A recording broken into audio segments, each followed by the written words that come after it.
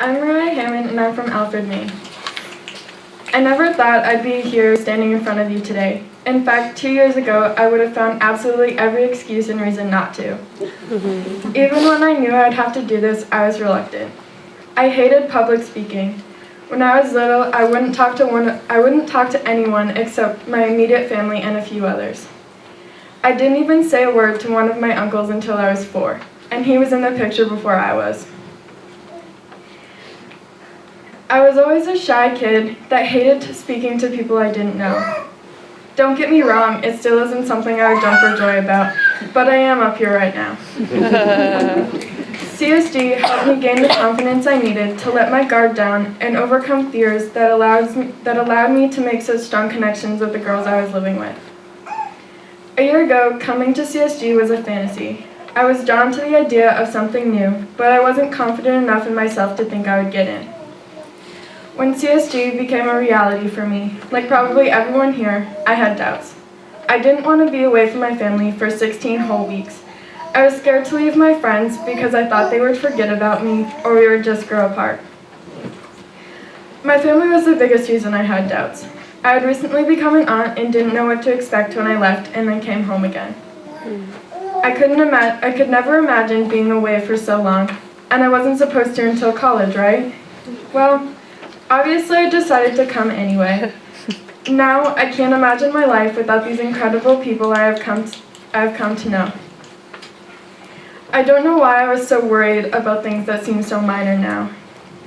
I recently realized that in being away from my family, I found another one here. You can choose your friends, but you can't choose your family. I didn't get to choose the people who I got to live with. We've had issues, we've had disagreements, like any family. But we have defied all odds against us and become as close as we possibly could have gotten in 4 months. Which is probably closer than you think. I remember a few weeks after arriving, some of the girls from semester 10 came for a sort of reunion.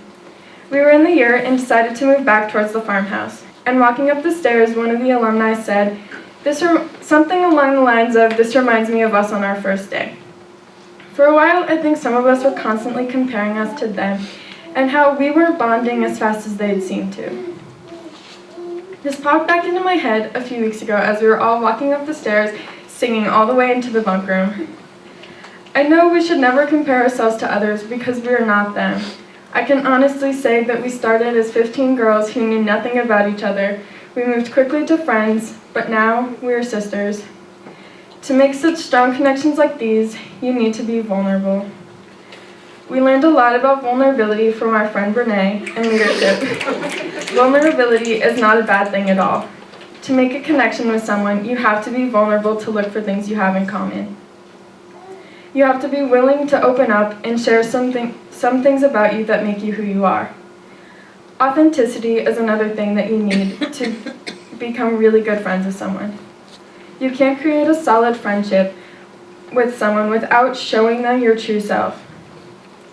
And living with the same people for 16 weeks, it is close to impossible to not be yourself.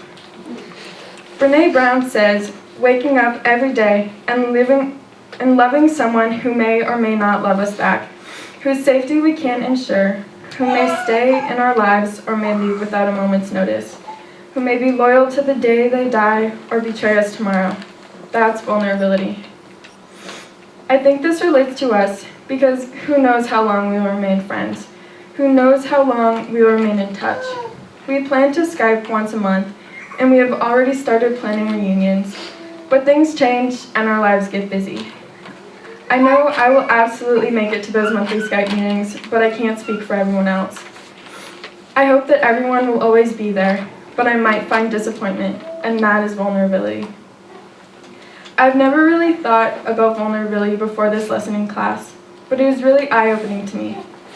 I've always been the type of person to hide in the shadows with someone else, in fear of people getting to know me.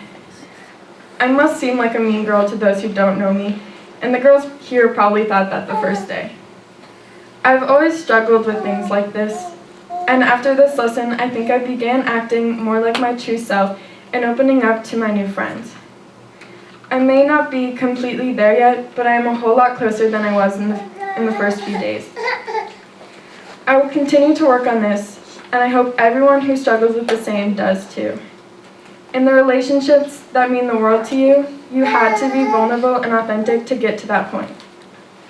A few weeks ago, we went to see Pitch Perfect 2. For me, during the whole movie, I was thinking, this is us.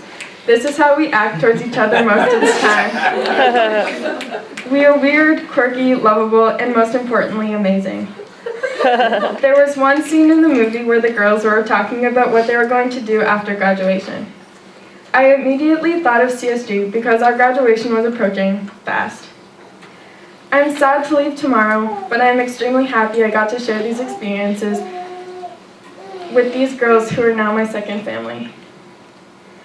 We wouldn't have been able to get this close without being vulnerable and telling each other stuff about our lives outside of CSG. I came into this semester scared to open up to new people and scared that nothing would be like home. Nothing was like home, but I was vulnerable and I let myself be truly seen. I arrived here with one sister, and tomorrow I'm going home with 19.